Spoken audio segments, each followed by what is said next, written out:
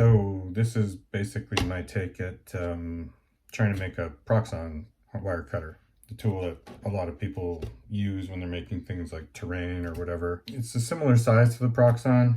I basically modeled it to do the same things a Proxon can do. It's all made out of spare parts. Components are pretty simple. It's mostly scrap wood that I had lying around.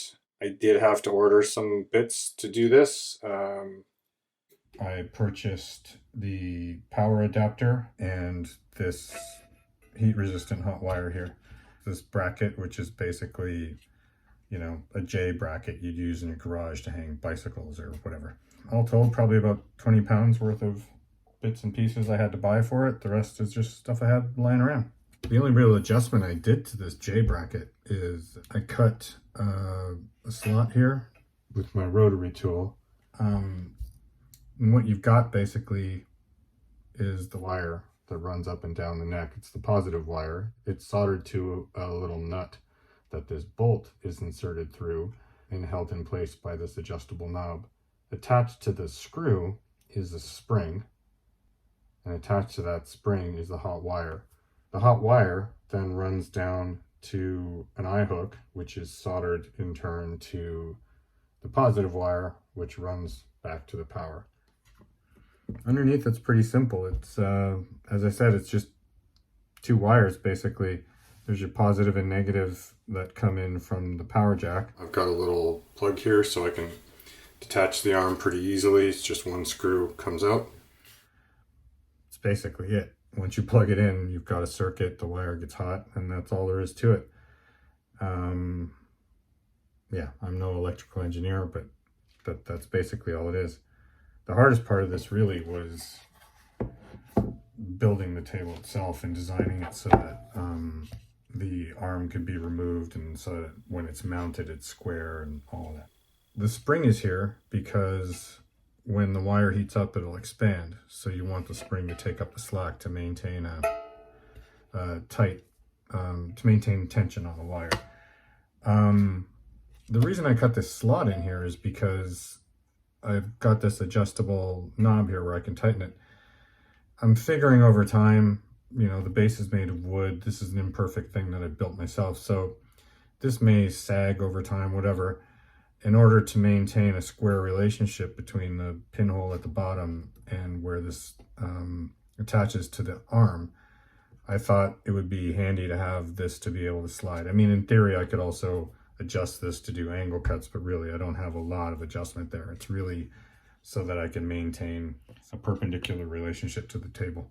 Anyway, let me plug in the power and we can fire this thing up. I should mention before going on, the only thing I didn't make from the Proxon table, they have an adjustable square or angle finder that you can push your foam along. I didn't try and build it because it's probably going to be a bit fiddly to build, but also the reviews of it are not great. Most people seem to use aftermarket crosscut jig, something like this, which I approximated from what I've seen online.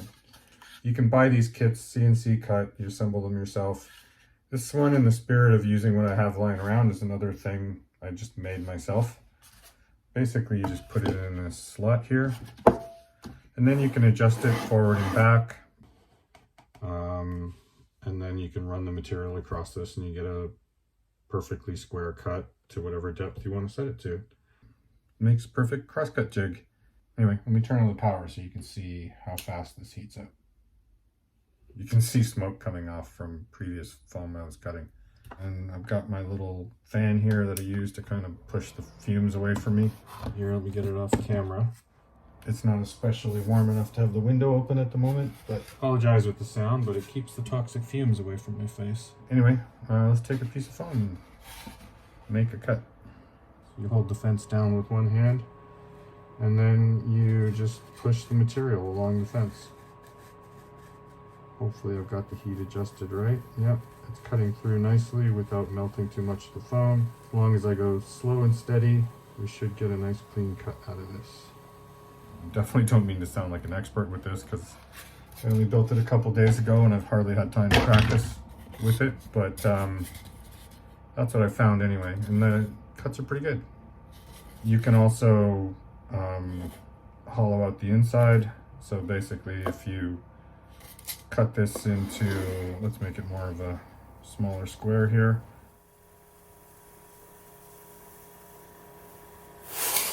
All right. Okay, so now we have a little rectangle, and as I was saying, if you want to, say this was the size of a building or whatever you wanted to make, you can hollow this out. So this time, instead of pushing it along the crosscut jig, I'm actually going to position it on the crosscut jig and slide the jig towards the wire.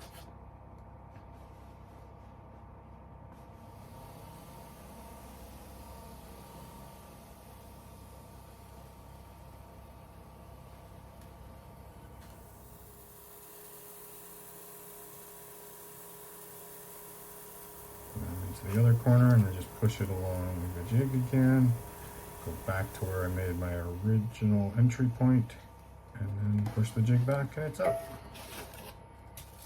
And then basically you've got this rectangle that you've hollowed out the inside, and basically that's your building. You can glue the corner in, you know, you can cut windows, doors into it.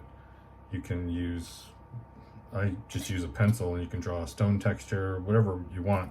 I'm not especially interested in getting into building terrain. I don't play role-play games, but I have something else in mind already where I know this is going to be useful.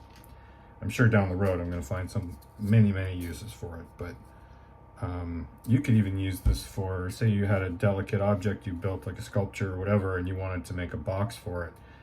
You could cut custom shapes into softer foam and make your own case with a custom fitted cavity for your object. There's a million uses you could do with this, but I'm going to take this piece here and demonstrate the circle cutter. Take out my crosscut jig for a sec. All right. So the circle cutter is basically just a flat board with a slot cut in it. And I don't know if you can see it. There's a little pin sticking out here. And then it just has a guide rail, which goes into the slot on the Proxon. But basically, you take your foam and find your center point. I'm just going to guess here. Make a little mark with my finger. Basically, you just take it and push it down to the nail, and then you push the jig into your wire, and once you have the desired depth, you literally just rotate your foam at that point, and as you rotate it, it's rotating around that little nail.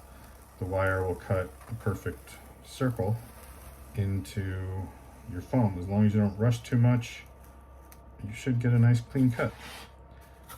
And then, boom, you got a nice circle. You can see where the wire went in and out. I hesitated too long, but yeah, it's pretty good.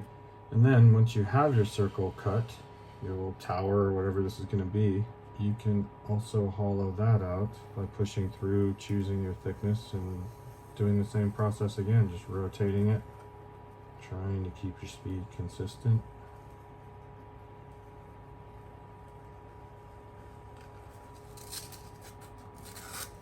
Something else interesting that you can do, see if I can keep my speed down and keep the wire straight here. I think I've got it a little hot for this purpose, but you can make very intricate interlocking shapes.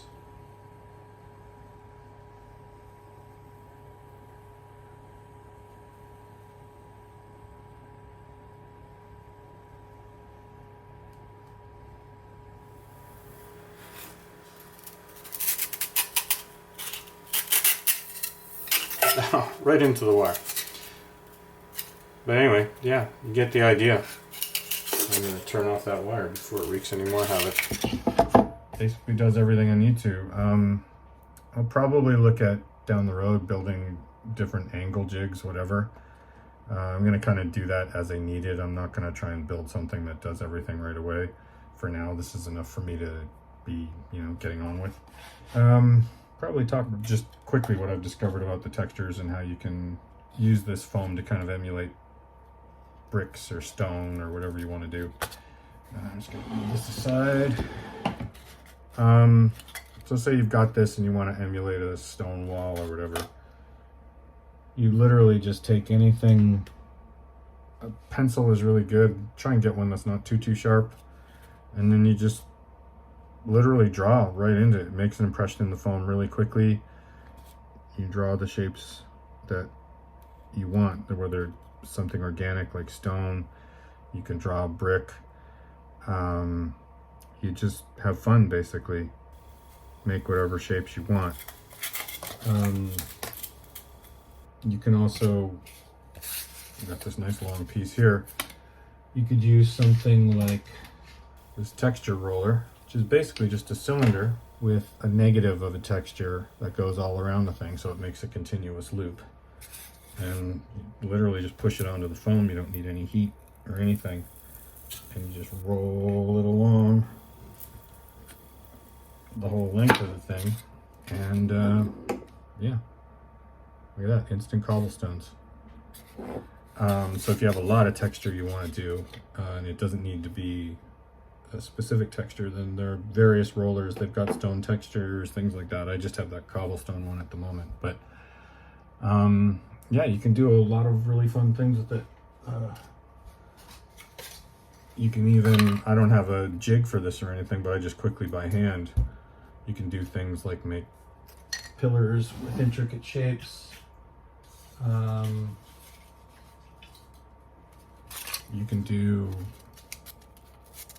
complex sort of puzzle shapes that interlock nicely. If you have to do repetitive shapes, you can stick two thin layers of foam together, cut them at the same time so you get identical shaped pieces, which is fantastic. Yeah, here's a little, you know, sort of Tudor style thing I did all that with a pencil. That's it. For the sharp lines, I used the tip of the pencil, and if I wanted to push a whole area down, I'd use the edge of the pencil, or you could just grab a more blunt pencil. You can do more organized stone texture so that, you know, you get an archway, things like that. It's really easy to do. It's kind of fun once you start playing with it. I used just an X-Acto blade to cut out the circle on this and made a little circular window, and you can see I kind of pushed the rest of the stone down before I drew the stone texture in it, so it looks like the ring of stones around the window is sticking out. There's a ton of stuff you can do. Like I said, I built this a couple days ago, so I'm really just starting to get familiar with this, but yeah, it just goes to show you, they're not too complicated, these things. It's basically positive and negative on either end of the wire, and hook your power up to it, and you've got an instant foam cutter. The hardest part is just setting up your bracket or jig, whatever you're going to do. But this only took me a couple days to build. It wasn't that bad. So anyway, it's a lot of fun, and I had a good time doing it. Almost forgot. I touched on this when I was shooting before, but I designed this thing so that this arm could be removed and it could be stored flat. I live in a tiny apartment in London, and storage is a premium, so having something like this is a bit of a luxury, and I had to make sure I could stow it away when I wasn't using it. Anyway, I should probably demonstrate how that works. This will actually be the first time I'm taking it apart since I built it, so here's hoping this goes well. The first aspect of this is the hot wire needs to be taken out. Should come off pretty easily, just like that. And then I need to turn this over and pull the wire out the other side. Should just come out like that if I can get it off this hook. There we go. That just comes out like that. And then we unhook positive wire. And we remove that bolt like that. Okay, that's that. And then, in theory, this should just come out. like that.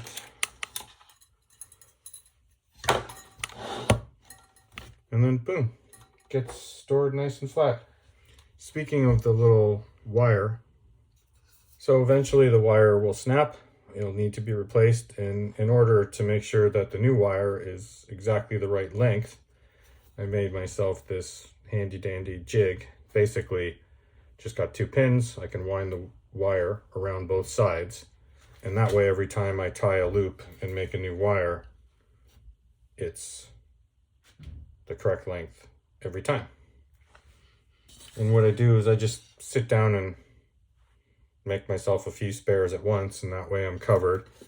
If I'm in the middle of doing something and the wire breaks, I can replace it without having to go through the faff of making a new one. And this jig makes sure that every time I make it, it's the correct length. So yeah, that's my handy dandy little wire cutter. Stores nice and flat on a shelf, doesn't take up much room, and when I want to use it again, I just insert the arm in the back, fasten that one bolt, connect the wire, and I'm off to the races. Pretty simple, easy to use, does what it needs to. I'm looking forward to putting it through its paces. I've got a couple projects in mind in the near future that this is going to come in handy for. So I'm excited about seeing what I can really do with this thing and seeing if it performs the way I need it to.